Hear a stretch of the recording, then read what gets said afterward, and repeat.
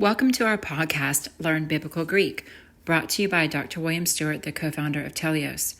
This captivating podcast teaches you biblical Greek through a verse-by-verse study of the book of Ephesians, interjecting Greek grammar, Greek word meanings, and vital theology concepts. Thanks for joining us on this exciting biblical journey.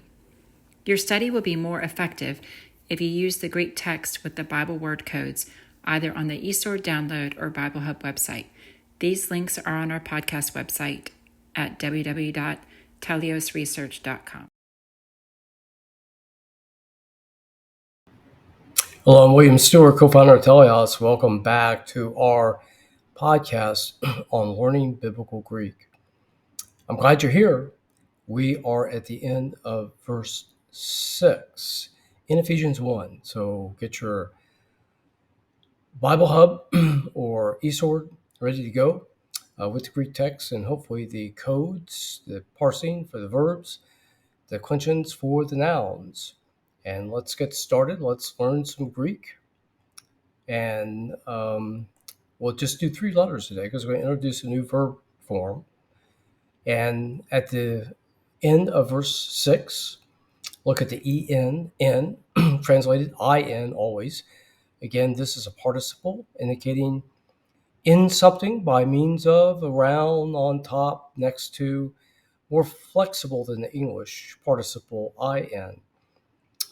So it then has to be followed by the dative and typically a noun form.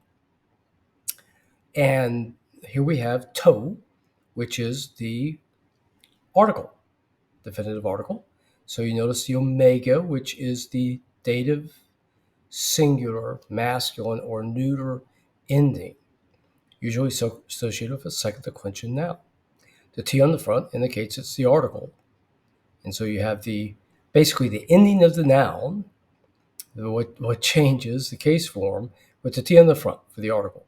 It generally matches the noun or the adjective. We haven't talked about adjectives but they also will match. And we'll see then the third word we're covering, agapomeno, again, the ending is that omega, so it matches the article. Now, this is a verb form. It's a participle. Participles are sort of semi-adjective, semi-verb. They are used a lot in Greek. If they come in front of the primary verb of the sentence, they're usually descriptive in a nominative or genitive. If they're coming afterwards, they're part of the action, typically in the dative or the accusative.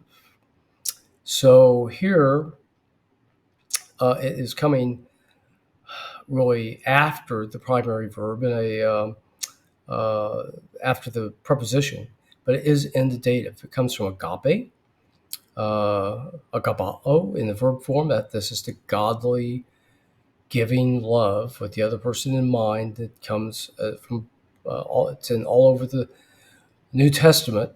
And of course, it comes from our obedience. As Christians, we know we love, agape love, when we are obedient. 1 John 5, 2, and 3. Okay, so this is a participle. So it's typically in English, it's a passive participle, which is typically in English an ed ending. And so these are in German and Romance languages in various different endings. I'm not going to go through all those, but they're common. But they're more commonly used in Greek. Now, it's a perfect participle, perfect passive participle.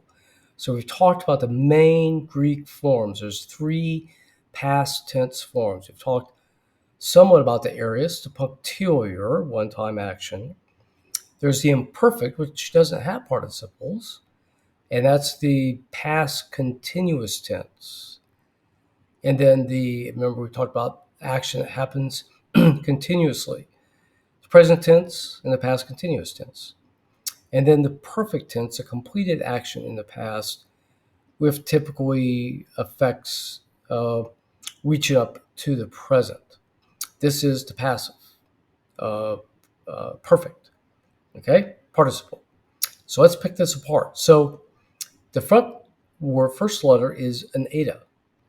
Now agapao, the primary verb, this takes to augment in the perfect participles. The only participle that takes to augment. Typically, they do not. So the present participle, aorist participle, and there's a rare future participle don't take the augment. So that's a helpful clue.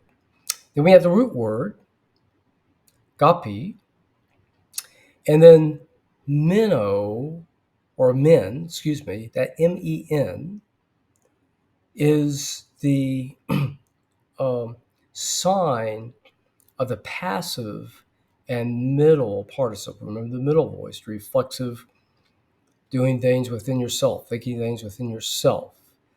It's not the active, it's just the passive or the middle. In the perfect, present, and future, but just the middle in the aorist, not the passive aorist. Okay.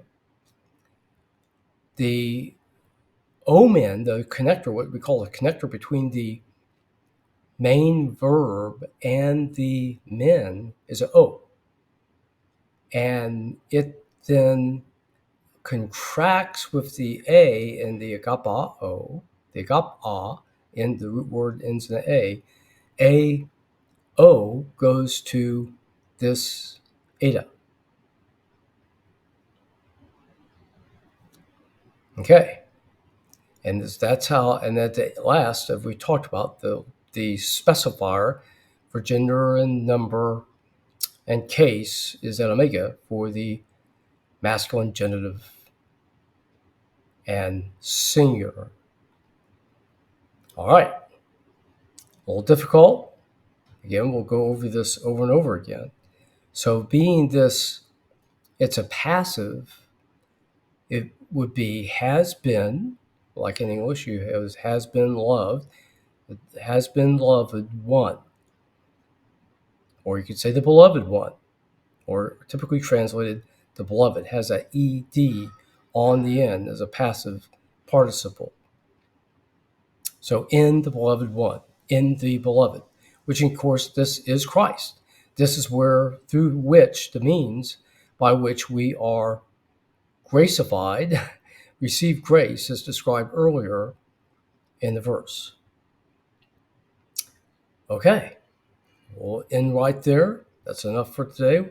We'll start with verse 7 next time. Great verse. Glad you're with me. I'll look forward to seeing you for the next video and podcast.